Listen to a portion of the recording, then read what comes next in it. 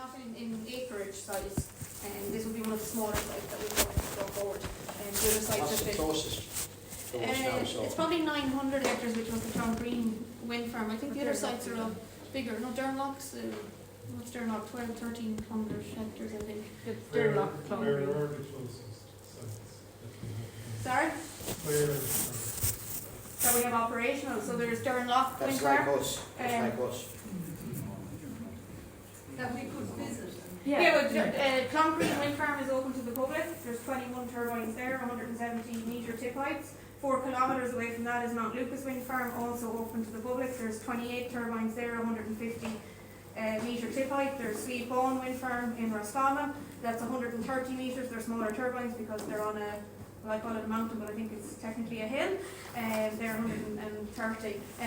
Our other ones that are back in O'Nilly in Mayo, and they're, I think, 175 metre tip heights. There are not though, that's I'm right to say it's the one between Clough and Burns. Yes, there's 2 developments there. Because you're saying 130 because it's on the hill, but the ones in Sleepawn are there years. Like the technology is increasing on time, the turbines are getting bigger. Yeah, so and there's how tall are the ones in Durnlock? So the ones in Durnlock are 185 metres. The ones in Sleepawn are 130, and they're there since 2017. They're the ones we can see from here, they're not. Yeah, 30 kilometres away. See it here. Can I ask about the approval for those? Were they done by local authorities or centrally through government? So Sleepawn wind farm went into Roscommon County Council and subsequent to An Bord Pleanála. All the other developments went straight to An Bord Pleanála. They were strategic infrastructure developments. So you would need 8 on this site, if I'm correct, and it's going to Dublin. We need which? 8, you need 8 turbines. But we need Capacity we need two. either 25 turbines or 50 megawatts. The output has to be greater than 50 megawatts. Now the more modern, say if you take Mount Lucas wind farm, which was built in 2014, then turbines are 3.2 megawatt output, and the more recent ones on the market now are 6-7 megawatts. They're bigger machines, so we need less of them So to you get the need same output. You need, I think 8 or 9 when your colleague said. Yeah, to get to 50. So if they're 7 megawatts, yes. Basically, you need 8 turbines to go up to this site for the decision to leave Roscommon County Council to head to Dublin. So Roscommon County Council will go from being a decision maker to a submission body. A statutory stakeholder. Yeah, like every standing line. Like Yeah, and that's the planning Well, it is, group yeah. that's in place that we have to follow. But it's fair to say if Roscommon project it, I'm sure you'll go straight to. Well, it would be, we'd have to consider it based on if it was refused, what refusal Is there was, and any if it merited. Anything that's been rejected by local authority that you've left it then, or have you? Our projects, any ones I've been involved in haven't gone to the local authority. I wasn't involved in Sleepawn, the time it was. But even if there was somebody that rejected. Yeah. Yeah, the Sleepawn that I wasn't involved in, but that would have been brought to my board for now. What happens if the government of Ireland decide that it's not safe to build there because of other constraints? I'm thinking of the Department of Defence. Yeah, so aviation, department, that all has to be assessed as part of the project. There are also statutory consultee that have to be in the planning process as well. So if that the has to be Minister looked of at. Defence said that it wasn't permissible, if that would end the problem. Well, it's our intention to lodge a plan application. If the Minister of Defence says it's not, it cannot be built here. That would be a matter for the government to decide then, because it would be the Parliament versus the. Or would you still go for a planning application with no commission done all? They'd have to object after. So the government the government of Ireland, elected by the people of Ireland, cannot stop this project. That's not what we're saying. No, it's not. It's the planning system we're following. There's statutory stakeholder, I'm thinking of the security. There's statutory stakeholder, once we've got spoken with all the various statutory stakeholders, we'll be discussing with them what the constraints So you are. engage them about their evidence, like paths and things like that? Yeah, we'd have to, And yeah. would that be a red flag if they said, no, you're going? Is Yeah. it right on our flight path of the country, would that change anything? The way we'd be probably dealing with them is, can both coexist, and what can we do to allow you to do what you need to do and what we need to do. That's the way It's we very likely that clustering barracks at some stage in the near future will be the army headquarters. Yeah, okay. I think maybe if you have any more questions, we can submit them in writing to Amanda here maybe, and we can get Important as details. well that everybody writes their name, because I'm guessing, does that have any bearing of, there's 150 people here in the room that say, we're not in favour. Is there any point? Like you've asked, the questionnaires are handed out, but I don't think too many people filled in. Well, the question, feedback forms are available to the 30th of January for submission. You know, people will have the opportunity to make a submission on the project when it is lodged. In terms of the signatures and that's purpose of that is that we can provide literature to people if we need to follow up with stuff. And then we're also obligated to produce a community report as part of that application to demonstrate how we engage with the public. Under GDPR, we don't attach the sign-in sheets or anything to that. Maybe I should ask, sorry for interrupting. Maybe I should ask, is there anybody here in favour of the project? I work for Cornafulla, but I'm here on behalf of SSC. Is this project going to be on farmers' land? No. Or on? No, it's on Cornafulla's bog in Cornafulla. Greg, on Sure they own it? Yes. How sure are you? Cornafulla owns the Cornafulla bogs. They do, yes. How did they get it? They didn't get it from the land commission. It would have been CPO back in the 1940s, 1950s, as part of our direct. It was actually in 1965, but Bournemouth owned it and they registered it to this new company 2 years ago. So it's in their ownership. Big word? The CPO'd it of the people in 1965 and 1966, the Craigon Cornafulla bog area, and they re-registered from Bournemouth to this new company 2 years ago, and it's registered there. They took farmers' property. Yeah, Get look at- permission. Anyway, look, I just asked a question there. I'm not sure. Did anyone? Was there anybody here in favour of the project? So that's just something to take away with you here. In when I was asking this area. Sorry. Yeah. Bournemouth took property that belonged to me. I had no authority. They pestered my mother week after week, often for 20 euros for a buck. Yeah. So finally, my son and the brother was working. So left a note with my mother. They'd work on an 8 down in near Ballygare. They have a place down there, down below Ballyforden. So I went down and I made it clear to them, weren't interested in the 20 euros. And to leave my mother alone. But I discovered years later, they registered my dog. So what will you say to that, Tom? Well, the compulsory acquired it. So they took bog from me as well. I was in the same position. They gave us £25 an acre at the time. So they gave us £25 an acre. Compulsory acquired it from us. So they took it against our will. Yeah, But that's look what at- I'm talking about. Yeah, but look, that's done and dusted now. It's registered in this new No, it's company. not. It's not done and dusted. Well, there's only getting back of it. Yeah. It's up to us to stop that taken over by the state. Because it was, Bournemouth was being run by the state. Yeah. So the state says, oh yeah, go ahead, check them. He doesn't need it, he's not working on it. So that's what is going on. So if you represent Bournemouth, you went for, my name is George Moore, from me and Bede's room, to transfer back my property that they interfered with. I'll take your name and details after, and I'll follow up with we have a different team within the company that manages land queries, so I'll take your details. That's why I'm here tonight. Yeah, look, I'll take your details separately, and I'll pass it on to the relevant And I team. think everybody hopes George will get it back as The well. what? I hope everybody hopes that you will get it back. I'm not bringing them to the court, to the door. If they're compulsory took your law, now is the time to put your claim on the back again. They're Bournemouth is going to make millions out of this along with ESP. But you or me will get nothing out of it.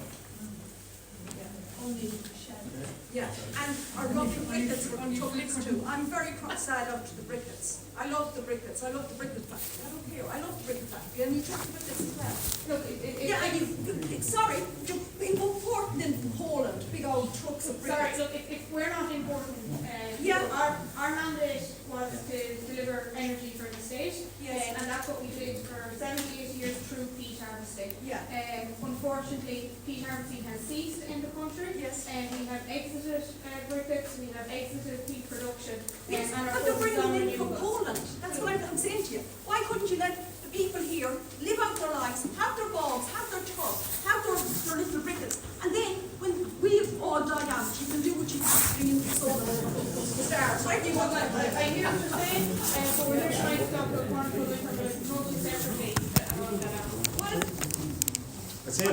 that was the only thing we had, or did it come? If anybody else has a question, I suppose give it to Amanda here and we can send it on to the people. Because we'd like to thank the people here. Just two questions.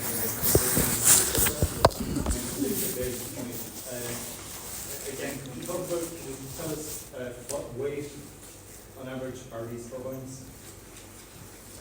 I don't have the weight of turbine. Okay. Yeah. And would the materials that you're excavating, the peat and the subsoil, what are your plans for that? So that would actually be managed through the EIA. There's typically a peat management plan that would accompany the EIA, and that would detail that. Get on site. Yeah. Typically, you try to reduce as much as possible. So you said they're around the lifespan of these around 30 to 35 years, is that correct? Yeah, typically that's the plan and timeline. What Yeah. happens after? So you either you decommission them or Yeah, that's the question. Are they going to be an eyesore then? no, you'd have to set out your a draft decommissioning plan as part of the environmental impact assessment. So either you decommission them or you go back for planning to extend the lifetime of And them. the decommissioning means taking the Take back down to the ground. turbines down, put the infrastructure down. But you had a decommission plan 2017 for Cornafulla, where you said you were going to re-vet it. You didn't, and all of the industrial brownfield sites, as you like to call it, is still there. So can we have any confidence in 30 years that it'll be taken down? If decommissioning is part of the planning conditions for the site, so it's set out in the planning application. Current regulations, so Pordenona exited the peat processing industry. What are your plans strategically around the retention of your ownership of the wind turbines before it gets moved on to the next company, who may or may not, I guess, honour any agreements that are in place for decommissioning and so on? But it's not a case that we have to honour it. Firstly, it's our intention to build, develop and operate these developments on our land bank. We do have joint venture partners like with SSE, but ultimately they're on board the Mona sites. Any decommissioning plans, anything like that, they're not a commitment. They're in planning applications and they have to be honoured. Likewise, any obligations we have on community funding are set out in government legislation. Any near neighbour agreements or anything that we issue to residents as part of the €1,000 I mentioned earlier, and they're all legally binding contracts that the residents sign into for 15 years. But I guess you can understand why people might be concerned. When people had their land CPO'd by semi-state body back in the day, they didn't expect an international commercial entity like SSE to be now suddenly keen on that bog. So, look, we're going to try and stop it happening anyways, but that's another worry is in 30 years' time, as Dave was saying, what's going to happen with it? Like, the commercial body, have they any incentive to go in and restore that site, which would cost millions and millions to do? But Can't have any confidence. we'd be obliged by. Will you still be B&M? It's B&M SSE, like, that's the point. There was an obligation on the company when Board of Moan was established to decommission the site. We put in bonds with the county council, we have to pay as a company, the county council, enough money that if we dissolve as an entity, that they have the money to take down the wind farm as a decommissioning bond. So that will money is you given to be council. decommissioning all of the existing peat extraction sites, all the railway lines and everything? Yeah, so under our IPCC licence we have to decommission all the infrastructure associated with the peat production, and that work is ongoing across the company. We do have 80,000 hectares of a land bank that has to be done across, so that is being done by a different team that are not here tonight, where we do have to lift the railway tracks, decommission, the huts, everything that was part of that. That work is ongoing. And can you use that infrastructure that needs to be decommissioned? Can that be used to enable you to build the turbines in the meantime? Well, not in terms of building the actual turbine, but Let's say railway beds have been used to create community walkways, etc. The infrastructure would be very different to the infrastructure that's needed for a wind farm. And the entire development be sold when it gets planned? Sorry? Can Board of Moan sell the entire development until we get planned? It's not our intention to sell it. No, we can't. It's not our intention to sell it. So can you sell it? You can sell anything. Yeah, but It's not our it's a intention to semi-state sell it. body, most of the semi-states were sworn off anyway, so it could be so. No, it's not our intention to sell it. It's our intention to build, develop and operate this development. Are you still a semi-state body? Yes, we're a commercial semi-state. Are you a PLC, Yes. private limited company? Pordenona PLC, but this project has been developed by Cornafulla Wind Farm DAC, which is the joint venture between SSE and Pordenona. So you're a designated activity. Yes, all of our developments are set up in their own right as designated activity companies, and that's to do with financials, tradings. They all have to trade. What's the legal entity has the full unit for Cornafulla? The legal entity, the land is owned by Pordenona PLC. What's the name of the track? Cornafulla Wind Farm DAC. Designated Activity company, yes, same as limited. Specifically for that, is that Specifically for this the development. operation, Yeah. operation and maintenance of that Yeah. site for the foreseeable. Yeah. You're only talking about solar panels, not talking about solar panels. No, no. It's just wind down to you. Yeah. Who's All over of us, who's all of us. that over solar panels there? Sorry? Who's over the solar panels? Is more than one of us putting in solar panels in places, doesn't it? Are you talking like solar farm or like the community solar project? Solar farms, yeah. Yeah, we have one solar farm in conjunction with the joint venture with DSB operational in Timahoe in Kildare, and we have one proposed for Blackwater. If you didn't get wind down here, would you be content? Would you get solar in? I don't know that at this stage. I don't know. The intention is to seek permission for a wind farm. Can I just ask on just a follow-up point on the, we were talking about the extraction. Driving in and out by the drum wash board, it appears that some of it has been re-wetted. Now, I know you said at the start of the meeting you don't have to fully dry for the turbines to run it, but surely some of that water will need to be taken out. Where is it going? Is it going to go into the Shannon, thereby impacting on flood plains that are already flooded? Where is that water going? The hydrology assessment? That would be assessed as part of the flood risk assessment, and then if there was a risk of flooding, mitigation would be built into the design.